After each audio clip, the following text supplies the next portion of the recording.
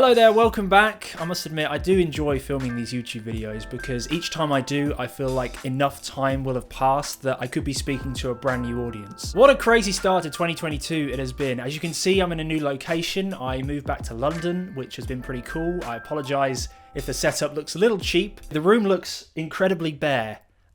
There are things in here. I'm not just in an empty room. I also got myself a new job at the start of the year, so I think for the first time in my life, I can actually claim New Year, New Me status. But as you've probably guessed from the title of the video, January was also a big month in British basketball, as it is every year, with the NBL, the BBL and the WBBL Cup Finals. I'm pretty sure the Cup Finals last year were either played behind closed doors or just called off altogether, so with fans able to attend this time around, the stage was already set for some exciting basketball. I was fortunate enough to attend as a videographer. If you don't know, basketball videography is kind of my thing, and if you want to know a bit more about it, I will refer you to my previous video, which I will cue somewhere on the screen now. Did you find it? So I really wanted to talk about what I thought of each of the games, the quality of the media coverage, and the events as a whole, because I feel like I've got a lot to say. Good stuff, mind you, good stuff. I feel like I was setting myself up there for some serious criticism. This is going to be a hot take all of a sudden. It's not like that. So let's begin with the NBL Cup Finals.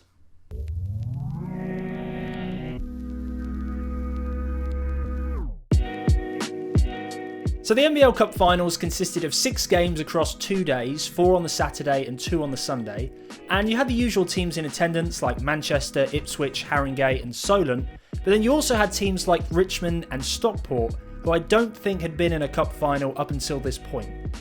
Dave Owen, if you're watching this, you can fact check me on that. So as a fan of British basketball, I'm always interested to see which teams will come out on top. And I think out of the 6 games that I predicted, only 2 of the teams who I thought were going to win actually did. Now I know that probably says something about my knowledge of the teams and the leagues, but I'm just going to say it's because the games were just that exciting, because that sounds better. Here's how I'd rank the games in terms of which I enjoyed watching the most. I have to give a very special mention to Stockport Lapwings. There has only been one other time that I have felt genuinely emotional at seeing a team win in a final, and it was amazing to see in person them overcoming the odds to win in overtime. I was going to say go and check out the game, but I realise I've just spoiled it for you, so watch the highlights that I made.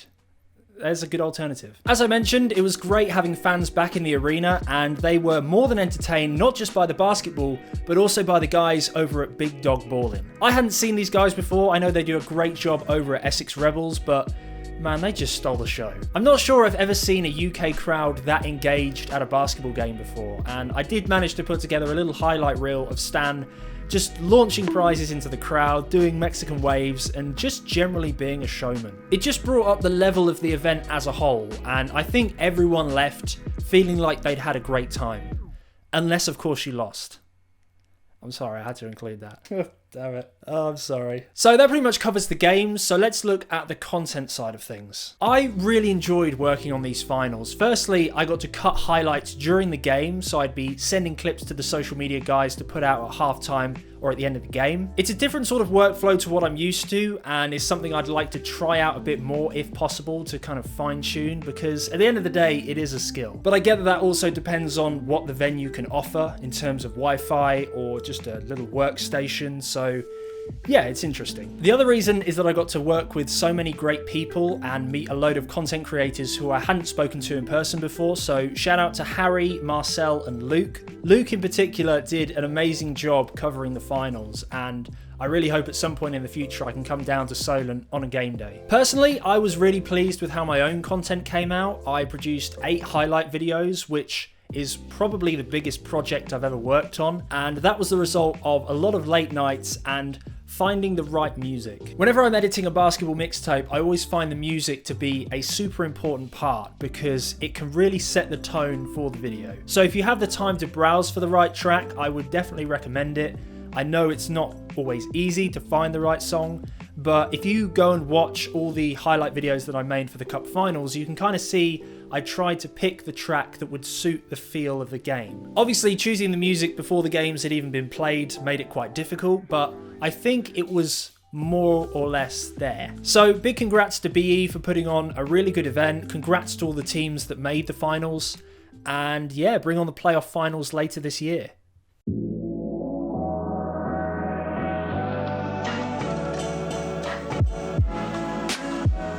Moving on to the BBL and the WBBL Cup Finals. Now, this is a really cool event in my opinion because it's great for those who are fans of British basketball or for those who have never seen a basketball game before. It's usually held in Birmingham and features the 2 finals plus the BBL slam dunk contest, so there's a lot to enjoy. But this year, I've got to say, it looked like they managed to up the production value. Just for reference, here's what it looked like the last time I was at the BBL Cup Finals, and here's what it looked like this year. It was, for lack of a better word, gorgeous. But it wasn't just the lights and the big screen in the middle of the arena, it was the little things like t-shirt cannons and these gigantic inflatable basketballs that just caused absolute mayhem. I mean, Adam Bates' tweet puts it very well. I would love to see BBL and WBBL games looking like this, which I know isn't necessarily realistic, but it's cool to see what it could look like. The 2 games were pretty good. We got to see London Lions put on a really great team performance, and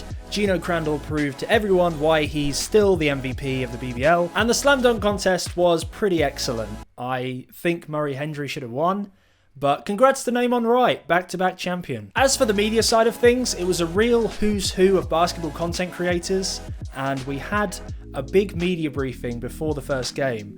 And I can only describe it as the feeling you get when you see someone on TV in real life and the feeling of seeing 2 Marvel characters on screen at the same time.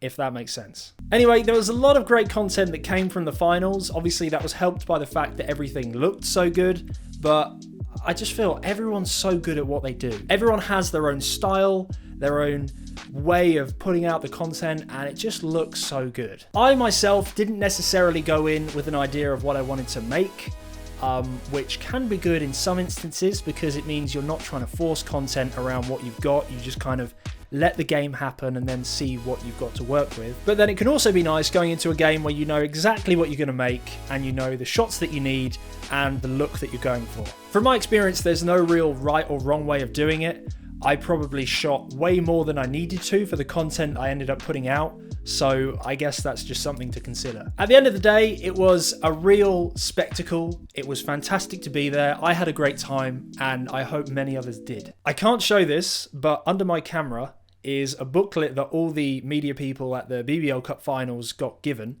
and it has in there some really nice artwork that I am wondering if anyone has cut out and stuck on the wall as a poster, because they look really good and I'm kind of considering doing it myself. So if you managed to attend any of the Cup Finals, do let me know what you thought of them. Thank you once again to everyone that worked on them behind the scenes and made them possible. I know I'm probably quite late with this video, I do apologise, but it's been a very busy period of time and I just felt like I had a lot of things I wanted to talk about. And like I said, I enjoy making this kind of content. I also said at the start of the year I was going to try and put out more YouTube videos in 2022, so you're welcome. That's going to be all from me. Please feel free to subscribe if you're new here, give this video a like, and I will see you next time. Goodbye.